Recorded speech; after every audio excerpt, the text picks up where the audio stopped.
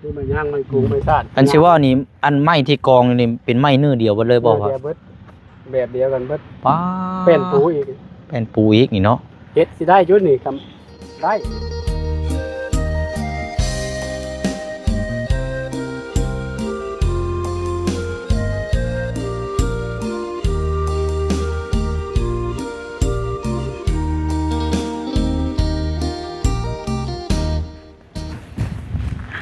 เป็นยังไงพ่อ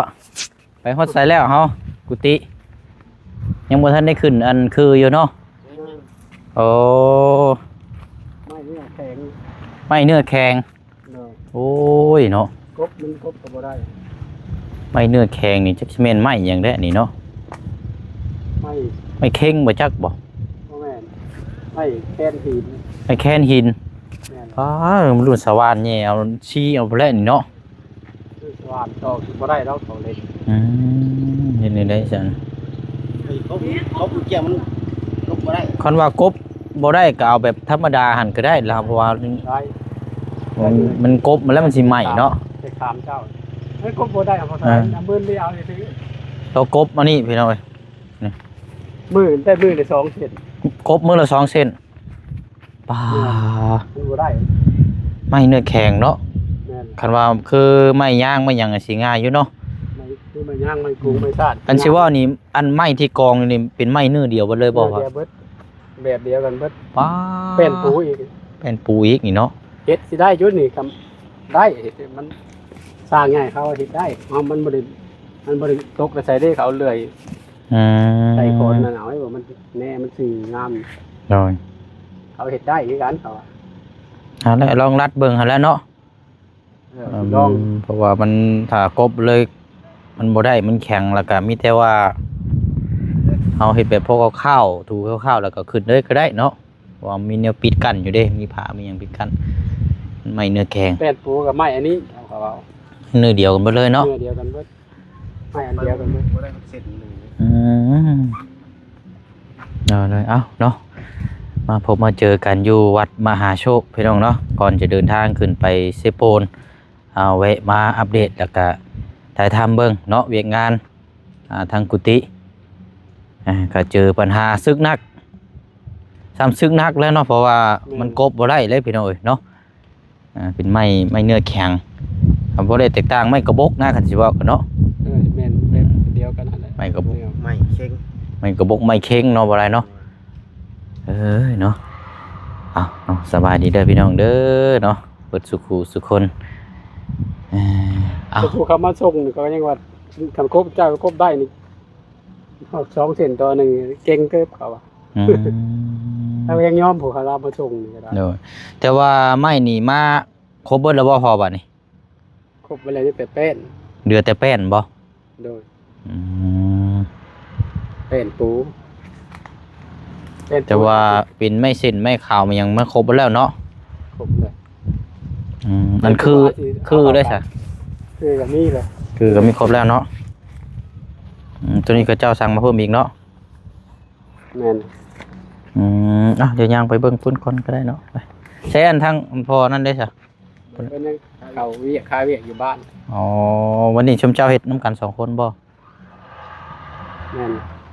กบมาแล้วเสาแล้วเนาะไว้ก่อนให้กันเสาที่ได้เยอะผมใหม่เดี๋ยวบ้านเขาเองเสานั้นเป็นเสาไม้จิกก็ไม่แดงง่ายอยู่เสาเนาะมันแข็งเนาะกบเนี่ย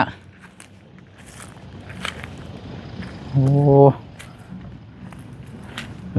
วันนี้อันมื้อได้สิได้ต่อขึ้นตัวนี้เฉพาะขึ้นคือนี่2 มื้อ 3 มื้อ2-3 มื้อนี่บ่แต่ทุกบ่ได้ก็มีแต่ตัดสร้างแล้วก็สวรรค์ซี่ได้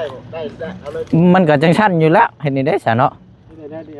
เพราะว่ากบบ่ได้เด้มันไม้เฮาได้แบบแล้วนี่เพราะไม้น่ะงามอยู่บ่เป็นหยังดอกไม้มันก็บ่ถึงกับแบบว่ากี่กระตูดกระติดเนาะแม่นก็เนื้องามอยู่พี่น้องเนื้องามเลยแบบมันได้เบิดแท้ๆมันซื่อตั้ง15กบบ่ได้ก็เป็นพระอาจารย์เพิ่นว่ายันบ่เอาอาจารย์อย่าว่าปฏิเพิ่นบ่ดอกมั้งมันก็ต้องพังเบิ่งเฮ็ดเบิ่งผลนั่นแหละเนาะมันเฮ็ดบ่ได้นั่นแหละ ทีนึงบัดเฮ็ดไปแล้วยันบ่มันบ่งามบ่หยังแบบเป็นลูกนี่เป็นปกติ เพราะว่าจังได้ซะเนาะพี่น้องไม้เนื้อแข็งแล้วมันกบบ่ได้เฮาก็ฮู้อยู่แล้วกบไปก็มีแต่กบมีแต่พัง นี่ผู้นึงนี่ฝ่ายจันทนบ่ยากเนาะฝ่ายจันทน บ่ได้มีแต่จะเป็นได้เพิ่นว่าให้เคลียร์พอออกแล้วเคลียร์ออกเสียงแล้ว มันก็เฮาก็เช่นว่าเฮาสิตัดสินใจว่าโอ้บ่ได้แต่ว่าเฮาก็ต้องเบิ่งเหตุตัวนี้นำเนาะเราสร้างมาเฮ็ดบ่ได้ยอมก็คือกบมื้อนึงอะไรมื้อละ2เซนจังซี่มันก็บ่ได้เด้เนาะบ่ได้ ยันเด้อเพิ่นว่าอาจารย์ ไม้น่ะงามอยู่บ่ยากหรอก มันบ่ได้ตกแบบเด้ แต่ว่าเฮ็ดแล้วยันอาจารย์เพิ่นมายันเพิ่นท่วงมันยังใหม่ปุ๊บให้มันงาม อืม แต่รู้ว่าจันทนนี่มันเว้าง่ายอยู่ ตามหลักก็ต้องกบต้องหยังหั่นแหละแต่ว่าหากเฮาก็อธิบายให้ทางอาจารย์เพิ่นก็ได้ว่ามันกบบ่ได้ ยันฝ่ายอาจารย์งนยันมาเพิ่นตัวกันตีเลยนะ อืม เพราะว่าเฮ็ดเจอมาหลายเทื่อแล้ว ว่าเพิ่นมักติบ่ แม่นแล้ว อื นี่ ม บ่บ่ดอกก็ไม่ต้องไปแท้ บ่ไม่มันอันนี้อยู่โอแดดแท้นี่เขาโฮมกันเขาโฮมกัน แล้วย่างมาเบิ่งนั่นเฮ็ดมันงามเด้อ เออ ต้นไม้บริกรบมันนะเพราะว่าจะไปติเลยมันจะติเลยเลยครับ อืม เราไปเป็นต้นง่าย โดย แต่ว่าจุดนี่มันที่จะเอาวัดไปเลยที่นี่ขึ้นรถ มีแต่ว่าหั่นแหละมันอืม เอาขึ้นรถขนาดว่า มันก็งามอยู่เด้บ่เป็นหยังหรอก ไม้มันก็ลอยอยู่ ไม่ร้อยไม่กระตรงงั้นอยู่คันว่ามันขี้กระตูดแบบนั้นนี่ดอกเฮาก็บ่นำปานใดเนาะก็ลองเบิ่งลองเฮ็ดแบบซอยแบบทูๆไปหั่นแหละเนาะแต่สิให้เต็มระบบเว้ยก็มันก็ยันว่าบ่ได้ว่าอันนั้น คอยดูสิคอยอันกบไปใส่หน่อยนี่ โดยคอยถูไปพอคันสิเว้าก็คือเว้าเลยตรงก็พอให้เห็นห้อยหันนะเอาง่ายๆซะแต่ว่าเฮาสิเฮ็ดเต็มเบิดเลยบัดนี้ว่ากบมันบ่ได้เนาะมันแข็งมันไม่นึงแข็งโอ้ยิ่งเจอไม้พวกเข็งพวกไม้บกนี่มันว่าตายรถพวกนั้นน่ะไม้อันแล้วก็ไม้คันเดืองตะปูตอกนี่ร้อนด้วยละมิ้งแล้วแหละกบนี่จนไหม้พุ่นแล้วจนตายหลายเครื่องอยู่เห็นไหมมีแต่ว่าลองกบมันแบบทูๆไทยๆไปหั่นแหล้วเนาะแล้วก็พากัน เรียงสายน้ำมันนั่น จับขึ้นยางได้รถพากันเฮ็ดได้รถกันว่ามีหยังขาดเพิ่มเติมก็ให้ทางพ่อเราแจ้งบอกเฮาเด้อ โดย เป็นหยังต่างๆกัน มีแต่เอาขึ้นเล่มมือ อืมพบเสาก้มยางหั้นแล้วไว้เนาะบากเสาบางหยังไว้ ยังบริกรบดอกเสา อืม กลัวที่ใส่ไม่คือก่อน โดย ใส่คือเลยสิครบกำลังดอกเสาครบมือเดียวบางทีมือเดียวก็แล้วดอก บ่ยากดอกเนาะอันเฮ็ดนํกันนั่น3คนบ่ แม่นนะ 3คนเนาะอืมเอาเฮ็ดนั่นแหละทำนั่นแล้วเนาะ นั่น อืมโอ้เฮ็ดไปทำที่ชุมเจ้านี่แหละเพราะว่ามันแข็ง หมายว่าสิแล้วหลายเดือนเหรอ อืม มันเฮ็ดแล้ว บ่มันขึ้นอยู่กับชุมเจ้าได้เพราะว่าถ้าชุมเจ้าเฮ็ดไวหน้างานขึ้นไวทางศรัทธาเพิ่นก็ต้องอันนี้อยู่แล้วถ้างานบ่เดินที่ศรัทธาเพิ่นก็มันก็อึดเอาง่ายๆซะก็แบบว่าถ้าเห็นหน้างานแหละมันเวลามันจำเป็นเลยเพิ่นก็ต้องพร้อมหมดอยู่แล้วเครื่องอะนะอย่างจากเฮายกโครงสร้างขึ้นไปแหละแต่เฮาสิปามันก็บ่ได้แล้วบัดนี้มันเป็นผ้าฝนตกช่ำช่วงนี้ก็เนาะมันยังก็ต้องมันขึ้นอยู่กับชุมเจ้าหั่นแหละเอาง่ายๆซะแต่ว่าชุมเจ้าเร่งไวมันก็ไวแล้วก็แล้วไวอีกหน้างานนี่มันก็ไวอีกแล้วก็สิได้มีแนวเฮ็ดอย่างอื่นไปนำตั้งเทื่อเทพื้นเทหยังเฮ็ดห้องน้ำห้องในไปก็ยังว่ากันเนาะอยู่กับชุมเจ้าหั่นแหละ เพิ่นสร้างจะได้เพิ่นหาคนมาเพิ่มเนาะ เพิ่นต้องหาแล้ว แม่น ทำไว้ แล้ เพิ่ วน ต้องหาคนมาเพิ่ม คนมาเพิ่มซอยกันเนาะ แม่นเลยก็3คนนี่ครึ่งนะ อืม เพราะมันมีแล้วมันต้องมีแล้วมาปลูกมาซอย เดี๋ยวและเพราะว่าทางอันเจ้าภาพเพิ่นทางเอื้อนนี่เพิ่นก็รอติดตามเบิ่งตัวนี้อยู่เพราะว่าตัวนี้คือเป็นไม้เป็นหยังมันมีครบโครงหางเบิดเด้โคร รุงหางบ่แล้วชุมเจ้าก็เร่งมือขึ้นเลยก็ได้แล้วบัดนี้สังกะสีหรือว่าเป็นบนต่างๆเดี๋ยวตามมาหรอกเนาะ มุ้งสังกะสีนี่กระเบื้อง ก็น่าจะเอานูซิ่งนี่แหละนูซิ่งหรือว่ากระเบื้องก็ต้องถามทางเอื้อยเพิ่นอีกเทื่อนึงถ้าว่าเป็นไปได้ก็เอานูซิ่งก็ได้ไม่ยากหรอกได้เบิดนั่นแหละมันจังไวเอานูซิ่งสีขาวหรือว่าสีแดงหรือชนลายกะวัดน่ะทั้งสีแดงเนาะ ส้ม สีแดงเป็นไร แดงส้ม หมักดีแดงอยู่แล้วอยู่วัด เลยเออ นั่นแหละเยอะแบบนี้ อันนั้นพากันบุกบืนนู่นละจวดด้วยอะไรเอ้าเดี๋ยวอันบ่ได้ข่อยรบกวนเจ้าก็ได้โอเคเอ้าสบายดีทางบ่ได้เนาะเดินทางขึ้นน้ำกันเลยมื้อนี้ โดย ทางบ่าวประธานป้องอยู่ในรถ โดย ใกล้บ้านเจ้าอยู่เนาะ แม่น ทางบ่ไร โดย บ่ได้ไกลปานใดอยู่วัดมหาโชคนี่ ประมาณ10กิโล 10กิโลนี่แหละเนาะ 10กิโลมีแต่ว่าข่อยอยากหาเจ้าแล้วอันไปรบกวนไปเอาน้ำ อยู่ในรถมาให้ทั้งช้างเหมือนกันศรัทธาก็เนาะเพิ่นมาหลายแต่ละมื้อเนาะบ่ละพี่น้องเห็นอยู่ซุมเจ้านี่ก็บ่เฮ็ดแล้วก็บ่ได้นอนอยู่นี่ได้บ่ ก็ นอนในบ้านเพิ่นบ่ เขานอนบ้าน อืม ประมาณ6 กิโลนะ 6กิโลบ่จากบ้านมา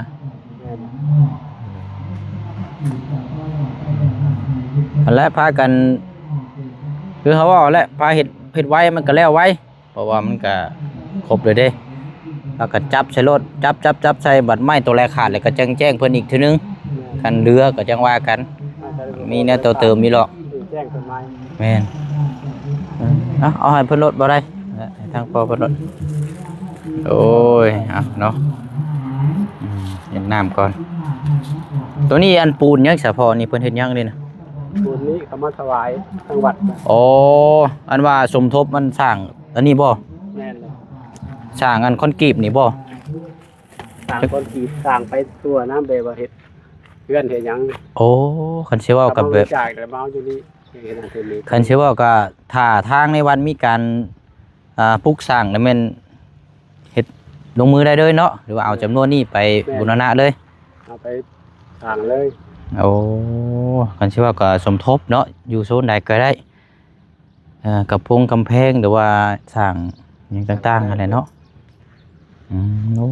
ดีแล้วพี่น้องเนาะถูกนำทางวัดกันขาดหลาย เขามาถวายเดี๋ยวเอาไปเฮ็ดเบิดได้เบิดนะ อันที่ว่าก็มีส่วนร่วมน้ำกันหั่นแหละเนาะ แม่น อันกุฏิหลังน้อยๆนี่ทางย่าเพิ่นก็ยังอันนอนอยู่นี่อยู่บ่ บ่อยู่ที่เบิด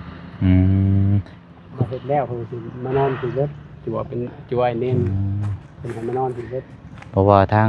กุฏินี่นะก็จะเป็นทางกุฏิจัวเนาะจัวทางย่านี่แม่นกุฏิหลังใหญ่นี่เนาะ ตัวยังไง ที่หลังใหญ่นี่ยาเพิ่น หน่อย เจ้าอาวาส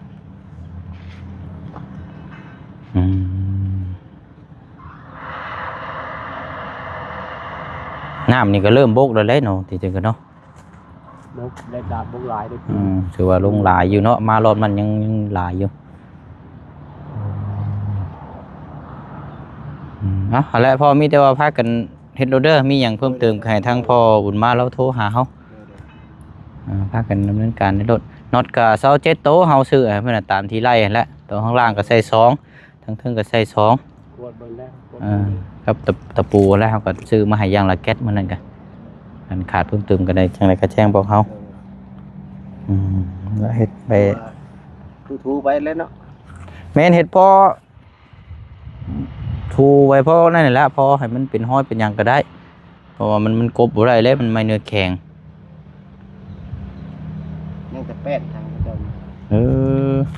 เราก็ยังว่าอยู่มาเนาะมันไม่แบบกบได้ซ้ำนี่นี่วะยังไม่มันแข็ง กบได้กบได้งามงามมันเป็น แม่น มื้อ ไม่ นี้ ไม่ก็ร้อยแล้ว เอามื้อทูเอาได้นี่ ถูกเอาป่ะ แม่น เ มื้อทูเอาบ่ได้เป็นกบ เนี่ยเห็นนี่ก็ได้แล้วเห็นนี่ได้ซะเนาะ ดูครบแล้วเดี๋ยวสิเอาออกเนาะ อืม เราใส่คือ โถทางในเอา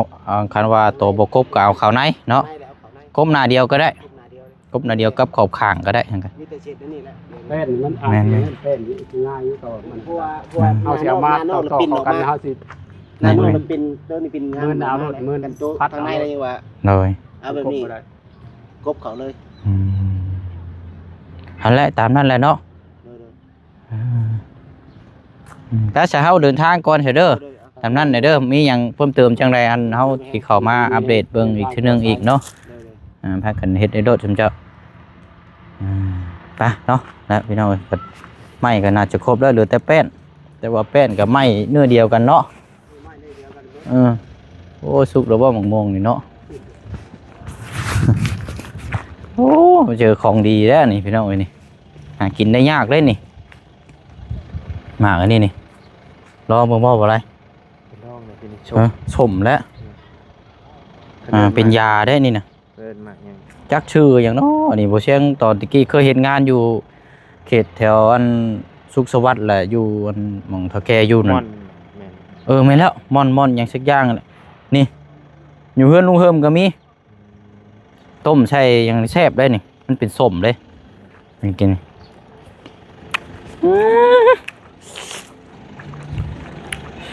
ชมกินบ่กระแลมสิล่มนะไปเบิ่งกระแลมก่อนจังหน่อยเนาะประธานป้องบ่ลงมาเลยบ่อน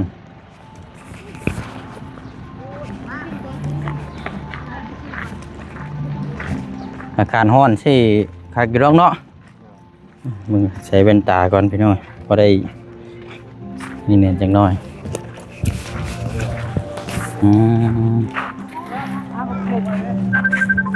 การฮ้อนสิขายดีดอกเนาะพอมีคนซื้ออยู่ดอก เอาไปเลยพอยังเขาเจ้าจะหยอกเอาขออีก2ดอก โจงได้อ้าย ดอกนี่5,000นี่10บาท10 เอาจอกละหากับพอแล้วเฮาเนาะ จอกน้อย เดี๋ยวคนก็บ่ค่อยหลายปานใดเนาะ ได้เลยแล้วว่าให้ร้านพอก่อนจุ่มนั้น เอาให้ทั้งน้องๆเพิ่นก่อนก็ได้ มาแต่บ้านได้แม่ มาแต่บ้านนักข่า จะหูบ่ บ้านนะ โอ้ยจะได้ทางผ่านไปทางนากกสิงสุนนี่บ้านนากระถางไปทางบ้าน จออยู่บ่ ก็พอจอดนั่น มันน่ากระทาด แม่นน่ะ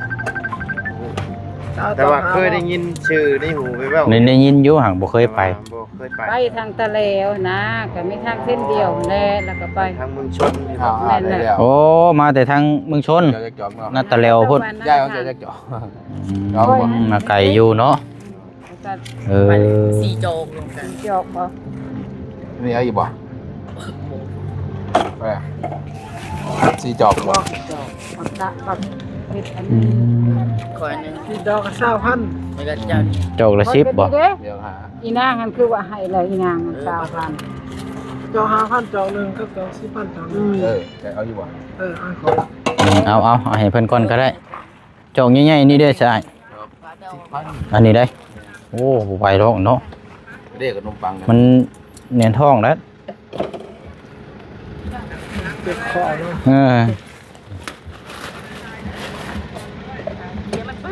เจ้าคนบ้านใดไอ้ ใครบ่อยู่ในบ้าน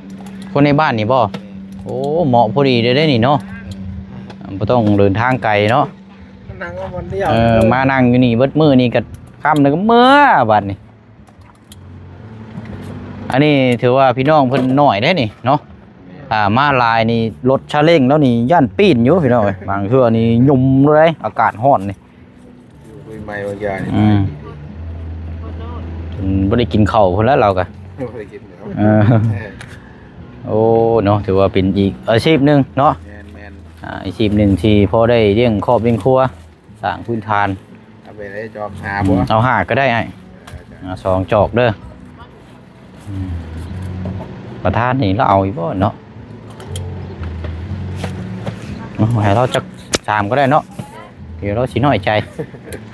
เห็นว่าไปลงมานั่ง มันลงมาบ่น้อยใจบ่แล้วเครียดแล้วสิว่าอีกเด้ จบจากนี้แล้วก็เดินทางยาวเลยพี่น้องเอ้ยพุ่นละทางพ่อน้องเปียวก็สิขึ้นไปจ่ายเอาอีกจอกหนึงไงไปจ่ายค่าห้องน้ำทางน้องน้อยเพราะว่าแล้วก็คนแรกแบบนี้อย่างเรียนงานอัปเดตเบิ่งน้ำกันว่าหลายมือเลยได้นี่เนาะ ได้แล้ว โดย ขอบใจ เอาพอได้เจ้าอ่ะ โอ้ขอบใจ โอเคเอาขอบใจไอเด้อโอเคเนาะเพิ่นสิลงมานี่บ่อ๋อจะสิลงมานี่บ่อ๋อแป๊บนึงจ้ะอ๋อนี่ออกเพิ่นเที่ยวไร่หรือบ่นี่ยังอยู่มั่งนี่เนาะยังไม่ให้เที่ยวเลยเนาะเราคือเที่ยวนี่โอ้ขอทางพิษอันนี้เนาะเอาแต่นั่นแหละพี่น้องเนาะมีแต่ว่าสิได้ลำลาพ่อแม่พี่น้องไปอีกคือเก่าคือเดิมเนาะเดี๋ยวพบพ่อกันอยู่เมืองสิโปนบัดนี้พี่น้องเนาะคลิปนี้ขอตัวเดินทางก่อนเนาะขอบใจขอบคุณพี่น้องหลายๆเลยพี่น้องเด้อเนาะคือเก่าคือเดิมบ๊ายบายเนาะพี่น้องเนาะพบพ่อกันอยู่สิโปน